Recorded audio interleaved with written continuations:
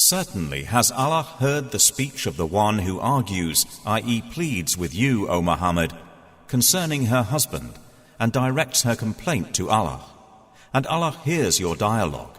Indeed, Allah is hearing and seeing. Those who pronounce thihar among you to separate from their wives, they are not consequently their mothers.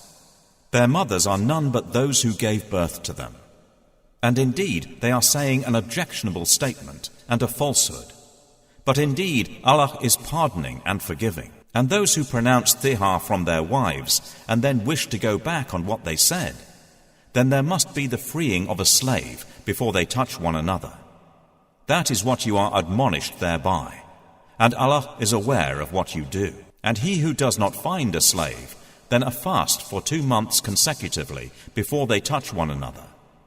And he who is unable, then the feeding of 60 poor persons. That is for you to believe completely in Allah and His Messenger. And those are the limits set by Allah. And for the disbelievers is a painful punishment. Indeed, those who oppose Allah and His Messenger are abased as those before them were abased. And we have certainly sent down verses of clear evidence.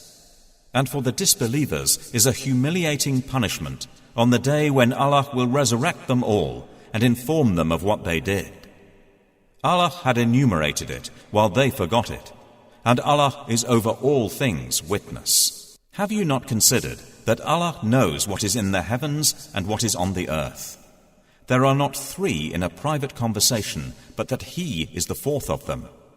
Nor are there 5, but that He is the 6th of them. And no less than that, and no more, except that He is with them in knowledge wherever they are. Then He will inform them of what they did on the day of resurrection.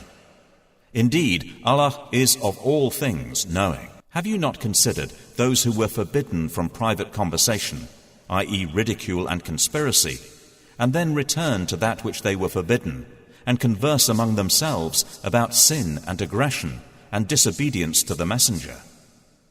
And when they come to you, they greet you with that word by which Allah does not greet you, and say among themselves, why does Allah not punish us for what we say? Sufficient for them is hell, which they will enter to burn, and wretched is the destination. O you who have believed, when you converse privately, do not converse about sin and aggression and disobedience to the Messenger, but converse about righteousness and piety, and fear Allah, to whom you will be gathered. Private conversation is only from Satan, that he may grieve those who have believed. But he will not harm them at all, except by permission of Allah. And upon Allah let the believers rely. O you who have believed, when you are told, space yourselves in assemblies, then make space. Allah will make space for you. And when you are told, arise, then arise. Allah will raise those who have believed among you, and those who were given knowledge by degrees. And Allah is aware of what you do. O you who have believed, when you wish to privately consult the Messenger, present before your consultation a charity. That is better for you and purer. But if you find not the means, then indeed Allah is forgiving and merciful. Have you feared to present before your consultation charities? Then when you do not, and Allah has forgiven you, then at least establish prayer and give zakah, and obey Allah and His Messenger. And Allah is aware of what you do. Have you not considered those who make allies of a people with whom Allah has become angry?